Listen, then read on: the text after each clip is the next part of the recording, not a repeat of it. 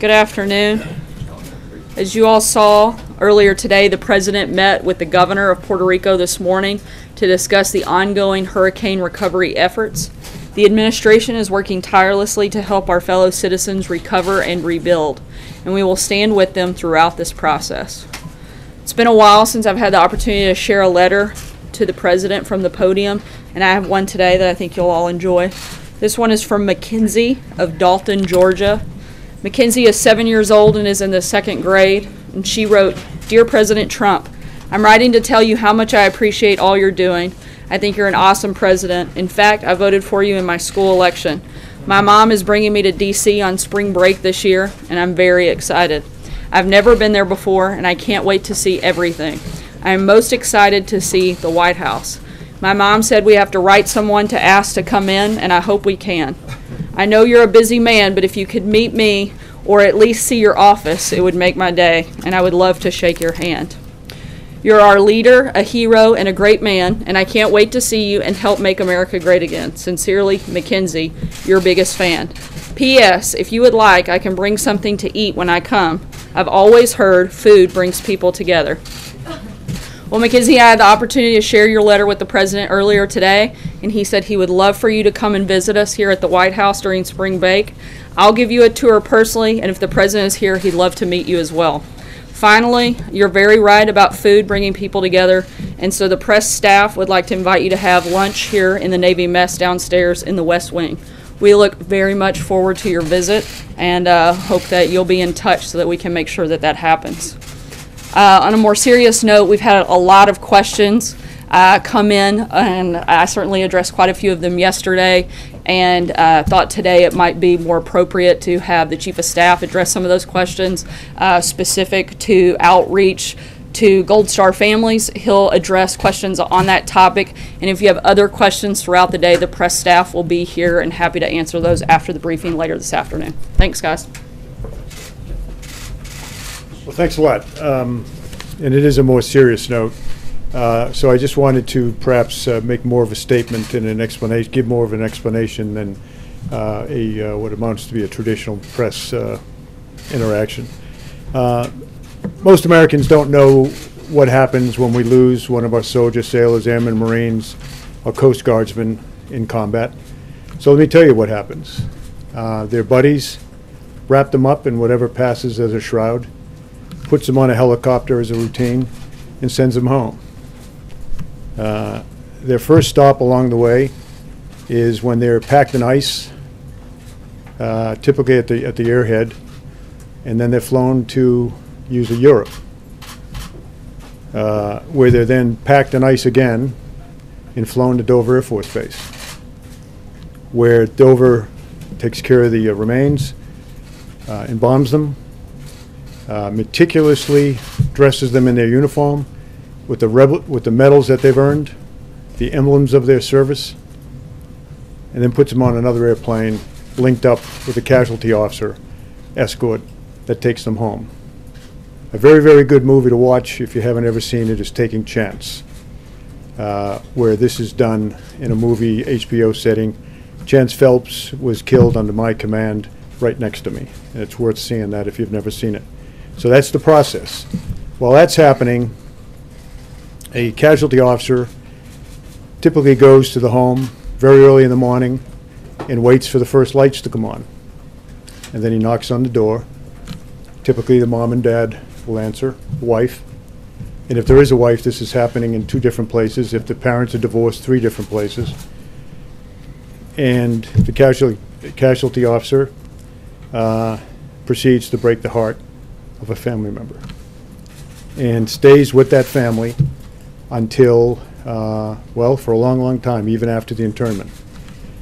So that's what happens. Who are these young men and women? They are the best 1% this country produces. Most of you, as Americans, don't know them. Many of you don't know anyone who knows any one of them. But they are the very best this country produces. And they volunteer to protect our country when there's nothing in our country anymore that seems to suggest that self-service to the nation is not only appropriate but required. But that's all right. who writes letters to the families? Typically, the company commander, in my case as a Marine, the company commander, battalion commander, regimental commander, division commander, Secretary of Defense, typically the service chief, Commandant of the Marine Corps, and the President typically writes a letter. Typically, the only phone calls the family receives are the most important phone calls they can imagine, and that is from their buddies. In my case, hours after my son was killed, his friends were calling us from Afghanistan, telling us what a great guy he was. Those are the only phone calls that really matter. And yeah, the letters count to a degree, but there's not much that really can take the edge off what a family member is going through. So some presidents have elected to call. All presidents, I believe, have elected to send letters. If you elect to call a family like this, it is about the most difficult thing you could imagine. There's no perfect way to make that phone call. When I took this job and talked to President Trump about how to do it, my first recommendation was he not do it. Because it's not the phone call that parents, family members are looking forward to. It's nice to do, in my opinion, in any event. He asked me about previous presidents, and I said I can tell you that President Obama, who was my commander-in-chief when I was on active duty, did not call my family. That was not a criticism. That was just to simply say, I don't believe President Obama called. That's not a negative thing. I don't believe President Bush called in all cases. I don't believe any president, particularly when the casualty rates are very, very high, that presidents call. But I believe they're all right. So when I gave that explanation to our president 3 days ago, he elected to make phone calls in the case of the 4 young men who we lost in Niger at the earlier part of this month. But then he said, you know, how do you make these calls? If you're not in the family, if you've never worn the uniform, if you've never been in combat, you can't even imagine how to make that call. But I think he very bravely does make those calls. The call in question that he made yesterday, or day before yesterday now, were to 4 family members, the 4 fallen.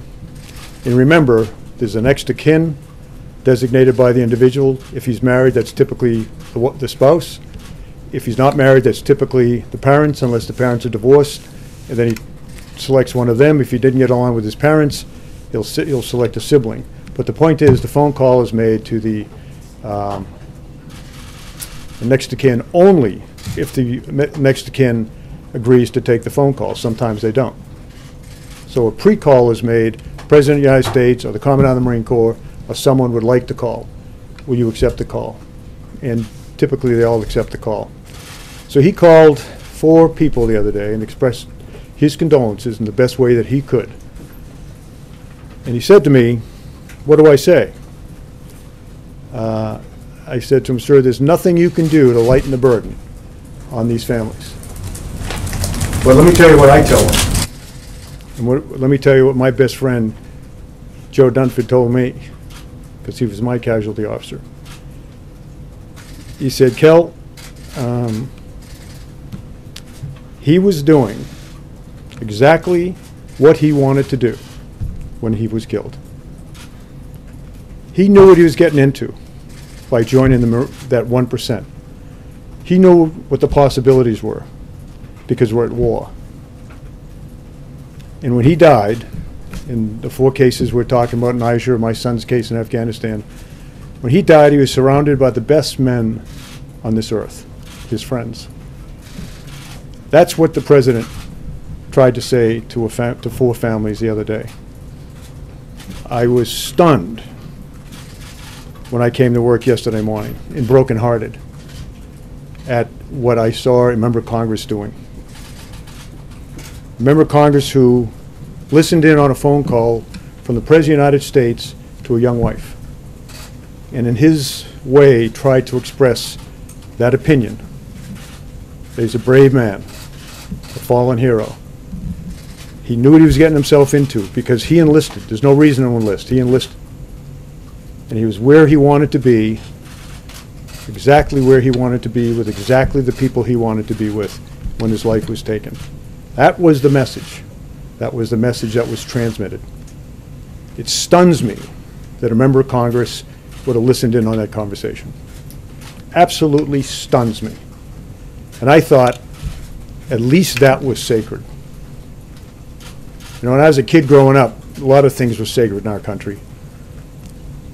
Women were sacred and looked upon with great honor. That's obviously not the case anymore, as we see from recent cases. Life, the dignity of life, was sacred. That's gone. Religion, that seems to be gone as well. Gold Star families, I think that left in the convention over the summer. But I just thought the selfless devotion that brings a man or woman to die on the battlefield, I just thought that that might be sacred. And when I listened to this woman and what she was saying and what she was doing on TV, the only thing I could do to collect my thoughts was to go and walk among the finest men and women on this earth. And you can always find them because they're in Arlington National Cemetery. Went over there for an hour and a half. Walked among the stones, some of whom I put there because they were doing what I told them to do when they were killed. I'll end with this. In October, April rather, of 2015, I was still on active duty, and I went to the dedication of the new FBI field office in Miami. And it was dedicated to two men who were killed in a firefight in Miami against drug traffickers in 1986. A guy by the name of Grogan and Duke. Grogan almost retired, 53 years old. Duke, I think less than a year on the job. Anyways, they got in a gunfight and they were killed. 3 other FBI agents were there, were wounded, now retired. So we go down, Jim Comey get an absolutely brilliant memorial speech to those fallen men and to all of the men and women of the FBI who serve our country so well and law enforcement so well. There were family members there. Some of the children that were there were only 3 or 4 years old when their dads were killed on that street in Miami-Dade. 3 of the men that survived the fight were there and gave a rendition of how brave those men were and how they gave their lives. And a congresswoman stood up, and in the long tradition of empty barrels making the most noise, stood up there and all of that and talked about how she was instrumental in getting the funding for that building and how she took care of her constituents because she got the money, and she just called up President Obama, and on that phone call he gave the money, the $20 million to build the building. And she sat down. And we were stunned. Stunned that she'd done it. Even for someone that is that empty a barrel, we were stunned. But you know, none of us went to the press and criticized. None of us stood up and were appalled. We just said, okay, fine. So I still hope, as you write your stories, and I appeal to America, that let's not let this maybe last thing that's held sacred in our society. A young man, young woman going out and giving his or her life for our country. Let's try to somehow keep that sacred. But it eroded a great deal yesterday by the selfish behavior of a member of Congress. So I'm willing to take a question or two on this topic. But let me ask you this. Is anyone here a Gold Star parent or sibling? Does anyone here know a Gold Star parent or sibling? Okay, you get the question. Thank you, General Kelly. First of all, you have a great deal of respect, Semper Fi, for everything that you've ever done. But if we could take this a bit further, why were they in Niger? What was, we were told they weren't in armored vehicles and there was no air cover. So what are the specifics about this particular incident, and why were we there? And why are we there? Well, I would start by saying there is an investigation. Now let me back up and say, the fact of the matter is, young men and women that wear our uniform, are deployed around the world in their tens of thousands. Near the DMZ in North Korea, in Okinawa, waiting to go, in South Korea, in Okinawa, ready to go, all over the United States, training, ready to go. They're all over Latin America. Down there, they do mostly drug interdiction, working with our partners, our great partners, the Colombians, the Central Americans, the Mexicans. You know, there's thousands. My own son right now back in the fight for his 5th tour against ISIS. There's thousands of them in Europe, acting as a deterrent, and they're throughout Africa. And they're doing the nation's work there, and not making a lot of money, by the way, doing it. They love what they do. So why were they there? They're there working with partners, local Africa, all across Africa in this case, Niger, working with partners, teaching them how to be better soldiers, teaching them how to respect human rights, teaching them how to fight ISIS, so that we don't have to send our soldiers and Marines there in their thousands. That's what they were doing there. Now, there is an investigation. There's always an unless it's a very, very conventional death in a conventional war, there's always an investigation. Of course, that operation is conducted by AFRICOM, that is, of course, works directly for the Secretary of Defense. There is I talked to Jim Mattis this morning. I think he made statements this afternoon. There's an investigation ongoing. An investigation doesn't mean anything was wrong. An investigation doesn't mean people's heads are going to roll. The fact is, they need to find out what happened and why it happened. But at the end of the day, ladies and gentlemen, you have to understand that these young people, and sometimes old guys, put on the uniform, go to where we send them to protect our country. Sometimes they go in large numbers to invade Iraq and invade Afghanistan. Sometimes they're working in small units, working with our partners in Africa, Asia, Latin America, helping them be better. But at the end of the day, they're helping those partners be better at fighting ISIS in North Africa to protect our country, so that we don't have to send large numbers of troops. Any other, someone who knows a Gold Star fallen person? John? General, thank you for being here today. Thank you for your service and for your family's sacrifice. There has been some talk about the timetable of the release of a statement about I think at that point it was 3 soldiers who were killed in Niger. Can you walk us through the timetable of the release of that information, and what part did the fact that a beacon was pinging during that time have to do with the release of the statement, and were you concerned that divulging information early might jeopardize a soldier's attempt at E&E? Yeah. First of all, that's we are at the highest level of the U.S. government. The people that will answer those questions will be the people at the other end of the military pyramid. I'm sure the Special Forces Group is conducting it. I know they're conducting an investigation. That investigation, of course, under the auspices of AFRICOM, ultimately will go to the Pentagon. I've read the same stories you have. I actually know a lot more than I'm letting on, but I'm not going to tell you. There is an investigation being done. But as I say, the men and women of our country that are serving all around the world.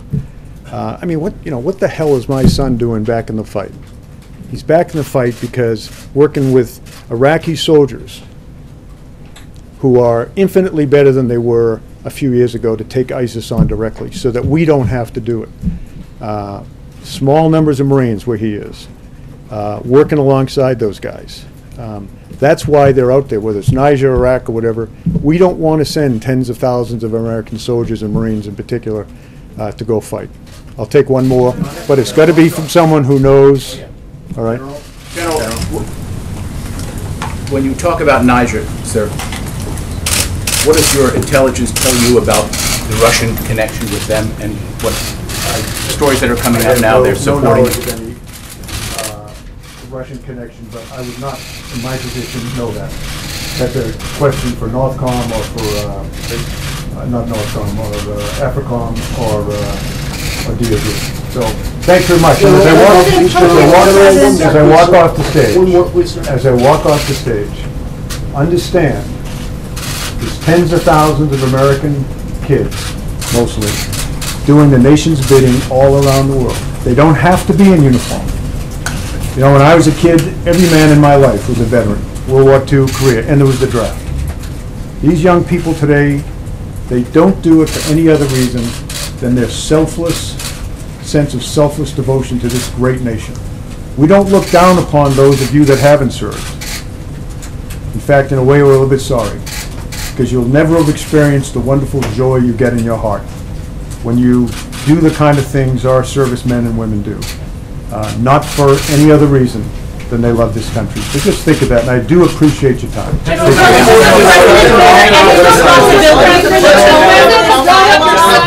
President